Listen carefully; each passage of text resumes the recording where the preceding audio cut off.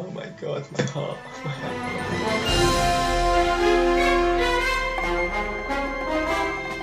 I'm so happy and in love. I'm having to whisper slightly here because I'm at the summer school for university, so the school children are asleep in the other rooms and I'll be a bit in trouble if I wake them up. We went with children to go see The Incredibles 2 today and I'm just so overjoyed. Like, my heart is not more full with love it can possibly be. I'm just so overjoyed I can't string the sentence together, basically. So Incredibles 2 picks up in the exact same place the last film ended, and it was just magic. It was like I was transported in time back to when I first finished watching the first film. You would have seen the first film when all four members of the park probably worked together the first time. It was like that for the first scene in this film, but just oh so good. And like watching the kids be independent and using their skills was just, I felt so proud because they were learning and they were working as a team and they were just being so good at being themselves. And Jack is just so cute. He's like the best film baby ever. Every scene with him. My heart. The only part of the film I didn't enjoy was Bob's initial attitude to Helen getting the gig instead of him. Like, come on, support your partners, dudes. But to his credit, he gets better. Like, he is the most beautiful character arc in the film. There was a scene in the film where he apologised to Violet and was talking about how he just wanted to be a good dad, and I cried.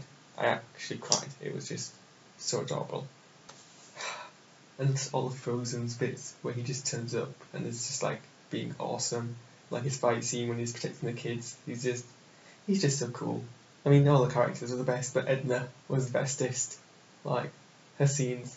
I just, oh my god, she's perfect. My heart, I cannot take more of Edna, and yet I need so much more of her in my life.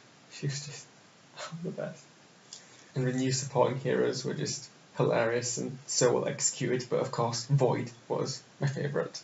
Like, now you're thinking of puzzles. And Michael Giacchino's score was just perfect. Just, the villain in this film wasn't as compelling as Syndrome, but to be fair, Syndrome is a very hard arc to follow. The villain was very fun to watch, and they were very sassy, so. They added wrinkles to the characters' faces when we didn't have wrinkles before, but now they do, and obviously it's to make use of the new animating techniques, but I just found it constantly really distracting. Like, it looked like they'd been sunbaked and really aged, but they hadn't been sunbaked or really aged because it took place exactly after the last film. I actually watched the first Incredibles on a school trip in the coach, so it was on one of the small screens at the front of the bus, so it wasn't the best viewing experience, but I think subsequently so, having watched bits of it again and having watched video essays and just become more appreciative of Brad Bird's master brush. The original film was just a love letter to the superhero inspired genre, and it was just such a beautifully crafted film. I think it very much deserves its title as the only good Fantastic Four film to have ever been made, because it was just the best, and I'm so glad that they made the second film, even if it was 14 years later. I can't put my love into words. Just, this film, my heart. But yeah, I mean, Edna, just Edna and Jack. I'm gonna go to bed now, very happy. But please do let me know your thoughts about The Incredibles 2, if you've seen it, if you watched the original film when it came out in cinemas in 2004, if you watched it 14 years later, how do they compare?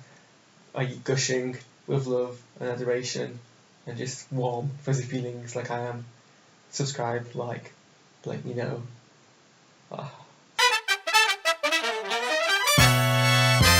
Who's the cat who's always chill when survival odds are close to nil?